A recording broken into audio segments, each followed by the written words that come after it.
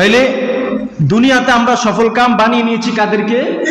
যাদের টাকা পয়সা আছে, ধন দৌলত আছে, 10 তলা 20 তলা বিল্ডিং এর মালিক, ঢাকাতে যাদের জায়গা আছে, সে সফল কাম, এটা আমরা বানিয়ে নিয়েছি। আর যাদের টাকা পয়সা ধন দৌলত নাই, তাদেরকে আমরা মনে করি যে তারা সফল কাম না। কিন্তু আল্লাহ তাআলার কাছে সফল কাম কারা?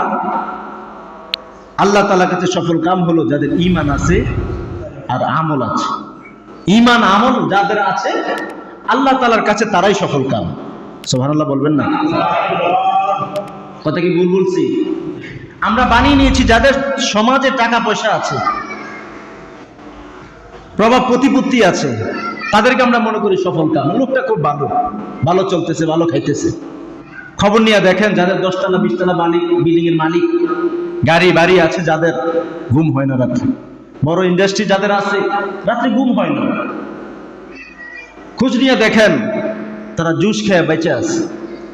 আর যিনি পরিশ্রম করেন, খেতে খামারে সারাদিন পরিশ্রম করতেছেন, কাজকর্ম করতেছেন, সন্ধ্যাবেলা দুপুরে খানা সন্ধ্যার দিকে আইসা খায়, আলুর ভর্তা দিয়া, ডাল দিয়া, শাক দিয়া, শুটকি দিয়া, যেই দিয়ে খায় না কেন খুব মজা করে খায়।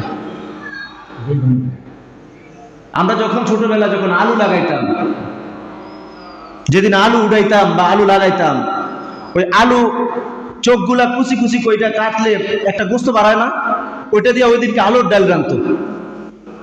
আলুর ডাল বলে আমাদের বাসায়। পরিশ্রম করে আসা দুপুরে যখন লেটকি দিয়ে বসে খাইতাম, এক বল খাওয়া যাইত। অনেক পরিশ্রম করে আসছি, আমি আমার বাস্তবতা বলতেছি। তো সফল কাম আমরা বানিয়ে নিয়েছি। আর আল্লাহ তাআলার কাছে সফল কাম কারা? যাদের ঈমান আছে, আমল আছে। ঈমান আমল বড় দামি জিনিস।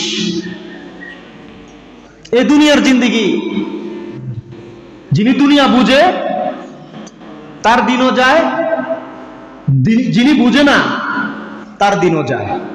ঠিক কি না?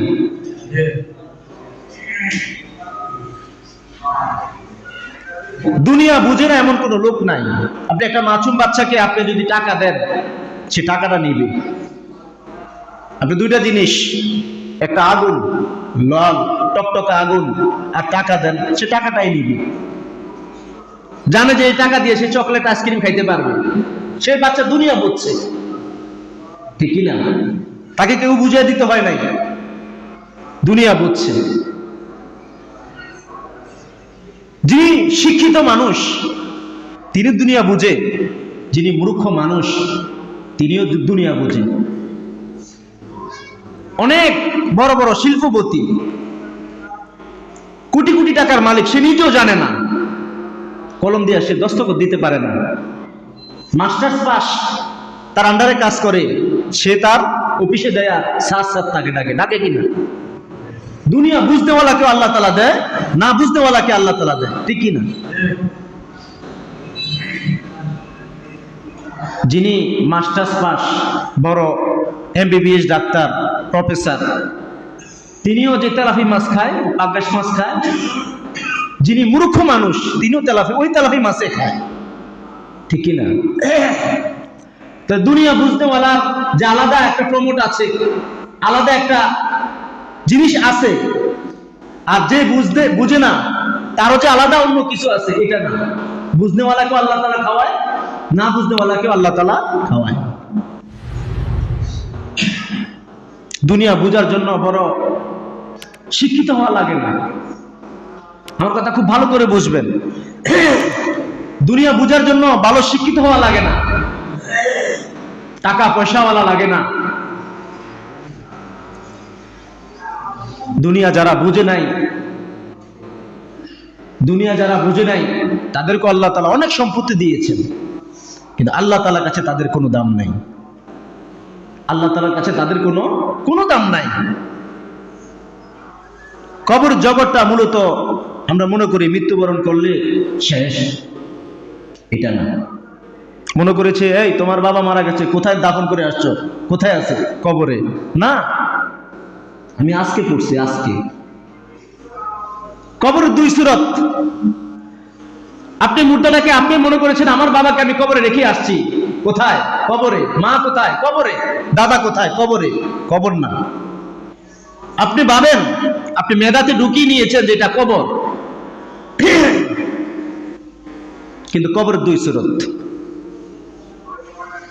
একটা হলো হয়তো কবরের মধ্যে রাখে আসার পরে আপনার বাবা মা দাদা দাদি নানা নানি শ্বশুর শাশুড়ি ভাই বেড়াদার আত্মীয় স্বজন পাড়া প্রতিবেশী, হয়তো জান্নাতুল ফেরদাউস, এখান থেকে তো শুরু। অথবা হুফরাতুম মিন হুফারিন নার, হয়তো জান্নাত নয়তো জাহান্নাম, হয়তো জান্নাত নয়তো জাহান্নাম। এই কবর দুইটা সুরত, আর দ্বিতীয় কোনো অপশন নাই।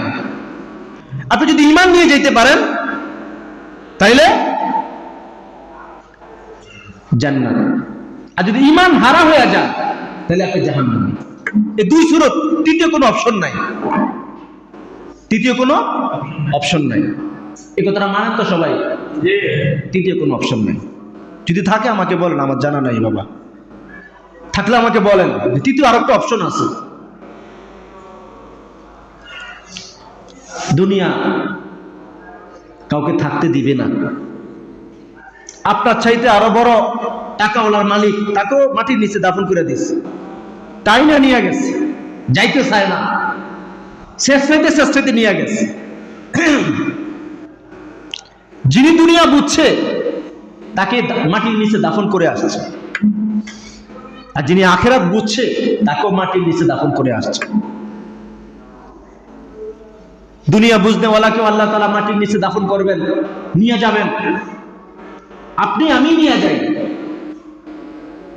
আপনি আমি নিয়ে যাই, ঠিকই না? আর যিনি ঈমান আমল নিয়ে গেছে তাকেও আমরা ওই কবরের মধ্যেই রাখি, নিয়ে যাই। কেউ স্বেচ্ছা যাইতে চায় না। একটা কবর এখানে করে রাখেন কালকে, তো দেখি একটা রাত্র ওখানে শুয়ে থাকেন, কেউ আছেন? কেউ বুকে সাহস আছে? যাবেন না। কতজন মিলে মানুষ কবরের মধ্যে নিয়ে যায়, আপনি চেষ্টা করলে থাকতে পারবেন না। তো স্বামী স্ত্রী একই সাথে এক খাটের উপরে শোয়, 70 বছর কাটিয়ে দিয়েছেন, ওই দিন রাত্রে নিঃশ্বাসটা ত্যাগ করে দিয়েছে, আল্লাহ তারা নিয়ে গেছেন। ওই বিবি বলে যে তাকে দূর করো, দূর করো, বলে কিনা? আফন ভাই একই কম্বলের নিচে ঘুমাইছে, এত যত্ন, এত যত্ন, এত ভালোবাসা, এত আদর স্নেহ মমতা দিয়েছে, মৃত্যুর পরে আবার ওই ভাইকে কম্বল থেকে আলাদা করে দেয়, ঠিক কিনা? ওই রাত্রে মসজিদের ইমাম সাহেবকে খবর দাও, মাদ্রাসার ছাত্রদেরকে খবর দাও, আয়েশা কোরআন কারীম তেলাওয়াত করতে বলো, বলে কিনা? দুনিয়া কাউকে থাকতে দিবে না, অতীতেও দেয় নাই, এখনো দিবে না। দুনিয়া সাজানোর জন্য আমরা পেরেশান হয়ে যাই, আখিরাত সাজানোর লোক খুঁজে পাওয়া যায় না। দুনিয়া সাজানোর লোক অনেক। আমরা দুনিয়া কেমন ভাবে সাজাই, কেমন ভাবে সাজাই? একটা এক্সাম্পল দেই। এটা কি? কাগজ। এটা কি? কাগজ। এই পৃষ্ঠার মধ্যে লেখা আছে, আছে কি না? এই পৃষ্ঠার মধ্যে লেখা আছে, এই পৃষ্ঠার মধ্যে আছে কি না? নাই। এই পৃষ্ঠা হচ্ছে দুনিয়া, এই পৃষ্ঠা হচ্ছে আখিরাত। কথা বুঝতেছেন? এই পৃষ্ঠার মধ্যে অন্তত 5-6 কালার দিয়েছে, আছে কি না? 4-5টা কালার আছে, অনেক সুন্দর ডিজাইন করেছে। এই পৃষ্ঠাটা কত দাম, ঠিক কি না? এই কাগজটার দাম হয়েছে এই পৃষ্ঠাটা আছে বলেই, ঠিক কি না? কিন্তু এই পৃষ্ঠাটা পুরা খালি, এই পৃষ্ঠাটা কোনো দাম নাই। আপনার কাছে আছে কোনো দাম? নাই। এই পৃষ্ঠাটার দাম আমি মেসাল দিয়ে এটাই বুঝাতে চাইছি। এই পৃষ্ঠাটার মধ্যে কয়েকটা কালার দিয়েছে, এই জন্য এটা দামি হয়ে গেছে। আমরা দুনিয়াটাকে এইভাবে সাজাই, আখিরাত আমাদের খালি থাকে, সাদা থাকে, ফকফকে সাদা। এই সাজানো 27শে নভেম্বর এই সাজানোটা শেষ হয়ে যাবে, তখন মানুষের বইটা নিক্ষেপ করে ফেলাই দিবে, এটার আর কোনো দাম নাই। বাস্তব না বাস্তব? এই কাগজটা 27 তারিখ পর্যন্ত মেয়াদ আছে, এই পৃষ্ঠাটার মেয়াদ 27 তারিখের পরে এটাকে বইটা চিরা পালাইয়া দিবে, এরপরের দিন আর কোনো দাম নাই। কিন্তু এই পৃষ্ঠাটাকে যদি আপনি সাজান, আখিরাতকে যদি আপনি সাজাইতে পারেন, কোনো মানুষ যদি মারাত্মক ক্যান্সারের রোগ আক্রান্ত হয়, কঠিন যদি একটা ক্যান্সার হয়, সবচেয়ে মারাত্মক রোগ, এই ক্যান্সারে আক্রান্ত হয়, এত কষ্ট, তারও তো একটা শেষ আছে। সবচেয়ে বড় কঠিন রোগ, মারাত্মক রোগ, ক্যান্সারে তাকে আক্রান্ত করেছে, সে তো কোনো না কোনো সময় ক্যান্সার থেকে মুক্তি পাবে, মৃত্যুটাই তার মুক্তি, ঠিকই না? কথা বলেন। কোন মানুষ আগুনের মধ্যে দাউ দাউ করে জ্বলতেছে, যন্ত্রণা কাতরাইতেছে, পুরো তার শরীর পুরো আংড়া হয়ে যাচ্ছে, এই আগুনের যন্ত্রণাটা কোনো না কোনো সময় তো শেষ হয়ে যাবে, ঠিকই না? হবে কি না?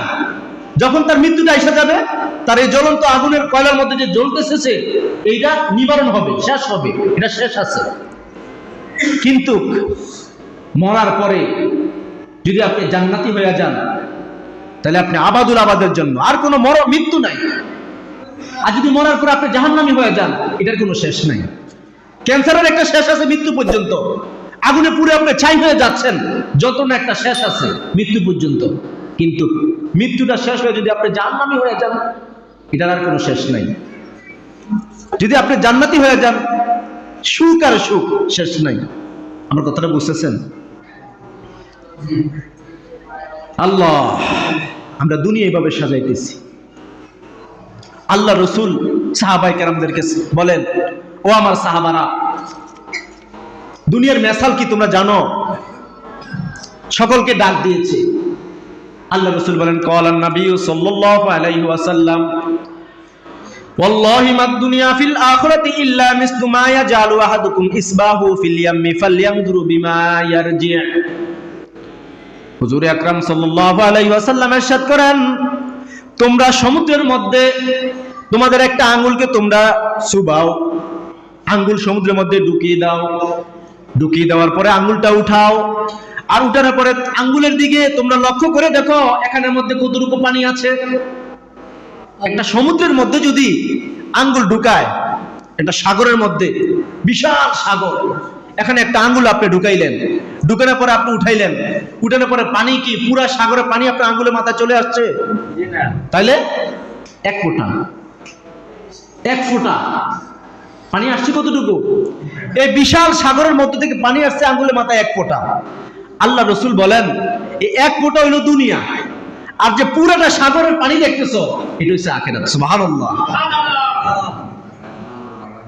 ওয়াল্লাহি মাদ দুনিয়া ফিল আখিরাতি ইল্লা মিসলু মা ইয়াজআলু আহাদুকুম ইসবাহু ফিল ইয়াম্মি ফালইয়ানজুর